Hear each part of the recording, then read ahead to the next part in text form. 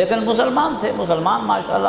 بڑے جرأت مند ہوتے ہیں، تو اس نے کہا یہ چادر محمد نے چھپا کر رکھی ہے اور کسی فلاں کو دینے کے لیے یہ رکھی ہوئی ہے۔ اس وقت یہ آیہ مبارکہ آئی، ما کان لنبی ان یغل،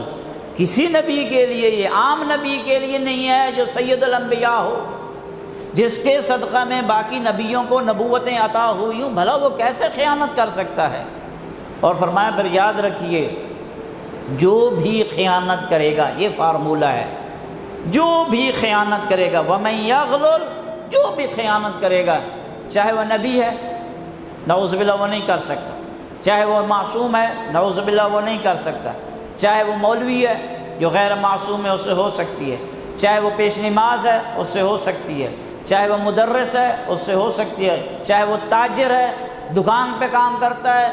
زندگی کے مختلف شعبہ میں جہاں بھی وہ کام کر رہا ہے، خیانت ممکن ہے اس سے، چونکہ معصوم نہیں ہے۔ فرمایا پھر فارمولہ بھی سنیے، من یغلل،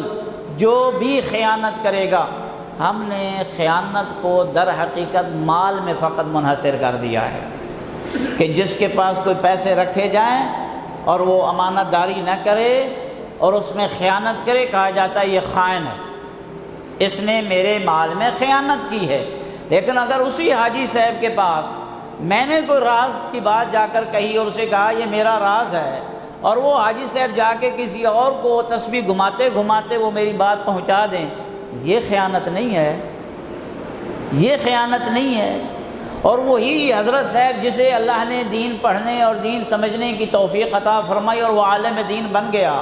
اور وہ بہت بڑا بہترین اہل دین بھی بن گیا، لیکن جب اسی سے دین کا مسئلہ پوچھا جائے اور جب دیکھے کہ اگر اس کو میں نے سچ کی بات بتائی تو میری روزی روٹی بند ہو جائے گی، اور وہ اس میں وہ بات کہے جو اس کو اچھی لگے، جو اس کو بھلے لگے، جو مجمع کو اچھی لگے، یہ خیانت نہیں ہے۔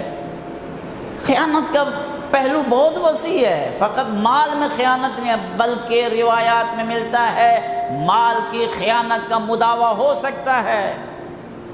اس کے پچھلے کر سکتے ہیں، اس کے ورثہ کر سکتے ہیں، لیکن جو آپ نے کسی کو کلمہ گفتگو کے ذریعے سے خیانت پہنچائی ہے، راز تھا افشا کیا ہے،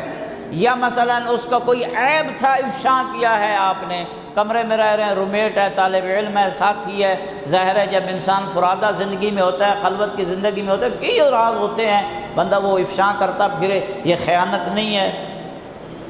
اس سے آگے اللہ محفوظ رکھے، جب جدائیاں ہوتی ہیں دو جوڑوں کے مابین،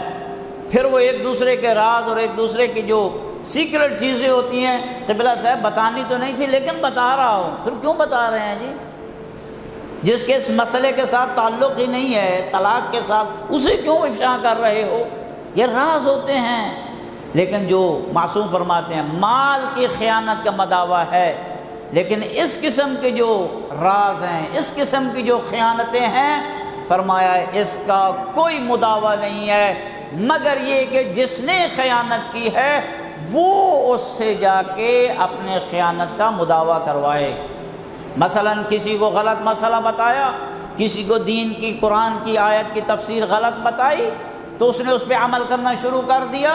فریضہ ہے مجھ پر کہ میں اس کو جا کے دستک دے کے گھر میں جا کے بتاؤں، فلاں دن میں نے تقریر کی،